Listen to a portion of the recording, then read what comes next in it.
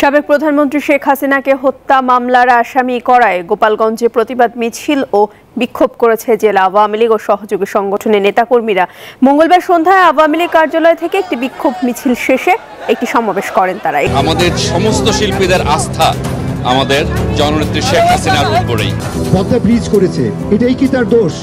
Karnaphuli tunnel করেছে, এটাই কি তার দোষ? এই মানুষের উপর কি আমরা আস্থা রাখতে পারি না? তবে আমরা কার উপর আস্থা রাখবো? আমাদের একমাত্র আস্থা মাননীয় প্রধানমন্ত্রী শেখ হাসিনা।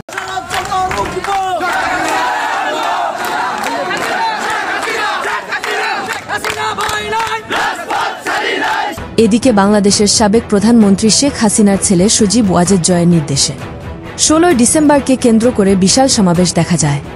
আওয়ামী লীগ যে এত বড় শক্তিশালী দল তার জলজান্ত উদাহরণ 16 ডিসেম্বর, যে বিভিন্ন স্থানে আওয়ামী লীগ ছাত্রলীগের তাণ্ডব দেখা যায় তা চিন্তারও বাইরে।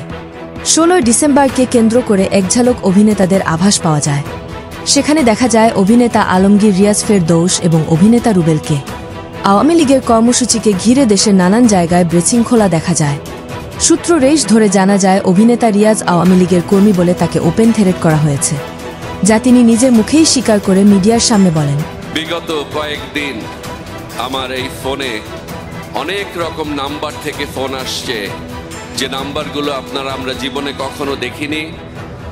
ফোন করে বলে এফডিসিতে গেলে মেরে ফেলবে, হাত পা ভেঙে দেবে, আমি রিয়াজকে তারা খুন করবে।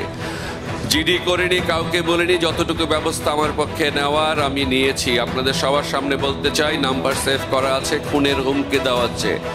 আজকে আমি বলতে চাই, আমি রিয়াজ ক্ষুদ্র মানুষ, আমার তো দূরের কথা, আমার শিল্পী সমিতির একটা মেম্বার, ইভেন এফডিসিতে যেই মহিলা ঝাড়ু দেয় তাকে একটা ধাক্কা দিয়ে দেখেন, আপনারা একটা ধাক্কা দিয়ে দেখেন, টাচ করে দেখেন, আপনাদের হাতের শক্তি কত আমরা দেখে নিতে চাই।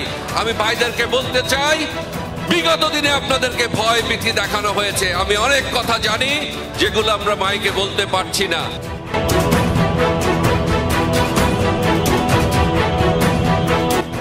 এদিকে বর্তমান অন্তর্বর্তীকালীন সরকারের আইন উপদেষ্টা আসিফ নজরুলকে নিয়ে বিস্ফোরক মন্তব্য করেন এক ইউটিউবার। আমি রাষ্ট্রের একজন সচেতন নাগরিক হিসাবে আমাদের যে উপদেষ্টা মহোদয় আসিফ নজরুল স্যারকে একটা কথা বলতে চাই, আপনি যেখানে আছেন এখান থেকে বের হয়ে আসেন, আপনি ভুল পথে আছেন। দেখেন, আজকে আপনি যে কাজগুলা করতেছেন এই কাজগুলা কিন্তু ঠিক না, আপনি ভুল করতেছেন। আপনি জনগণকে, প্রবাসীদেরকে জন্য আলাদা লাউঞ্জ করতেছেন, প্রবাসীদের পাসপোর্ট নিয়ে কথা বলতেছেন, ঠিক আছে, কিন্তু আপনার কিন্তু গুরুত্বপূর্ণ একটা মন্ত্রণায় দেওয়া হয়েছে।